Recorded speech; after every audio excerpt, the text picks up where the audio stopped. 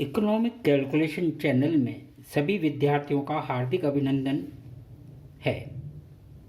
आज का विषय बहुत रोचक होने वाला है क्योंकि हम तटस्थता वक्र विश्लेषण से संबंधित कुछ ऐसी मूलभूत तथ्यों या घटनाओं के बारे में अध्ययन करेंगे जिसके आधार पर हम तटस्थता वक्र विश्लेषण को आगे समझने में सफल हों।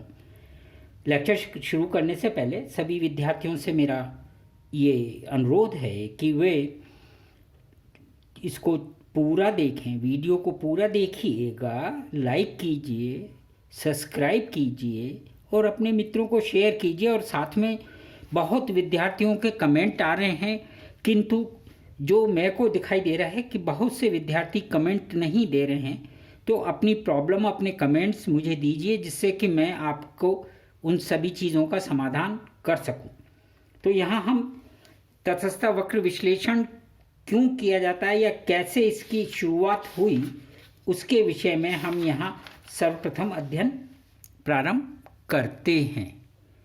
तो अगर हम माइक्रो इकोनॉमिक्स देखें या इकोनॉमिक्स में देखें तो सबसे पहले अगर हम उपभोक्ता के व्यवहार की बात करें तो उपभोक्ता के व्यवहार या वो किस प्रकार से वस्तु और सेवाओं के लिए उनकी कीमतों के प्रति किस तरह से संवेदनशील होता है, इन सब बातों की जो गणना की जाती है उसको उपभोक्ता का व्यवहार बोलते हैं। उपभोक्ता के व्यवहार की दो दृष्टिकोण हैं, गणनावाचक दृष्टिकोण और क्रमवाचक दृष्टिकोण। गणनावाचक दृष्टिकोण के अंतर्गत तक आप मार्शल के द्वारा बताई गई गणनाओं के आधार पर आप अध्ययन करते आए हैं। यहाँ हम जो है क्रमवाचक दृष्टिकोण के विषय में बात करेंगे। क्रमवाचक दृष्टिकोण को, क्योंकि कभी कभी एग्जामिनेशन में ये छोटे छोटे से जो शब्द लिखे हुए हैं ना, प्राथमिकता दृष्टिकोण, प्रतिस्थापन विश्लेषण, ये पूछ लिए जाते हैं, तब विद्यार्थी कंफ्यूज हो जाता है। तो इसलिए मैंने इसको सरल करने के लिए लिखा है कि गणनावाचक दृष्टिकोण, उसके बाद में क्रमवाचक। इंडिफरेंस कर्व एनालिसिस के लिए या तटस्थता वक्र विश्लेषण के लिए हम क्रमवाचक दृष्टिकोण को इस्तेमाल करते हैं। क्रमवाचक दृष्टिकोण को प्राथमिकता दृष्टिकोण भी बोलते हैं, प्रेफरेंस, कि किस चीज़ की तुलना में कौन सा वस्तु या सेवा हमारे लिए ज़्यादा लाभकारी है या उपयोगी है। या प्रतिस्थापन विश्लेषण, यानी कि एक वस्तु को हम दूसरी वस्तु से प्रतिस्थापित करते हैं जबकि संतुलन या संतुष्टि के स्तर में कोई परिवर्तन नहीं होता, उसमें परिवर्तनता ना होना ही हमारे लिए एक विषय हो जाता है।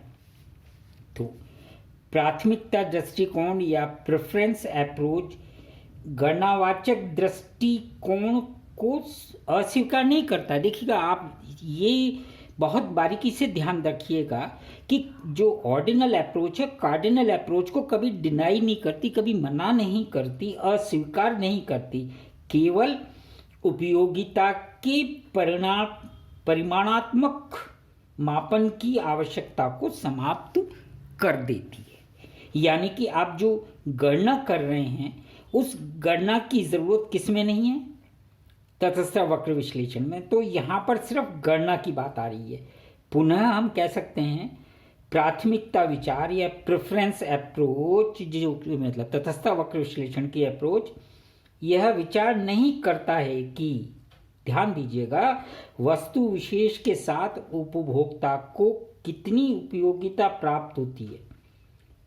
क्या है कि क्या विचार नहीं है, वस्तु विशेष से उपभोक्ता को कितनी उपयोगिता प्राप्त हो रही है, यानी गणना नहीं कर पा रहे हैं, अथवा अन्य वस्तु की उपयोगिता अधिक है या कम। सिर्फ हम यहाँ वस्तुओं के संयोगों से मिलने वाली संतुष्टि का स्तर समान रहते हुए उनमें जो है प्रतिस्थापनता या परिवर्तन की बात करते हैं।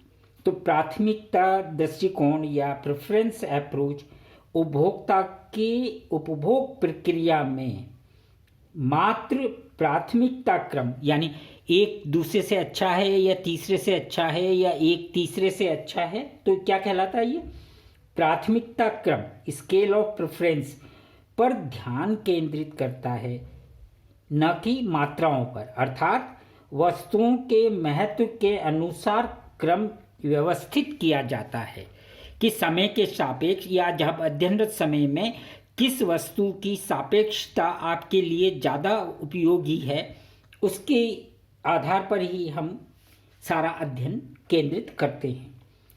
और ये जो क्रम है, स्केल है, संतुष्टि के एक निश्चित स्तर को अभिव्यक्त करता है। क्रम जो है ना, स्केल ऑफ प्रेफरेंस या प्रेफरेंस अप्रोच है, स्केल संतुष्टि के एक निश्चित स्तर को अभिव्यक्त करता है, अर्थात प्रथम, द्वितीय, तृतीय इत्यादि इत्यादि।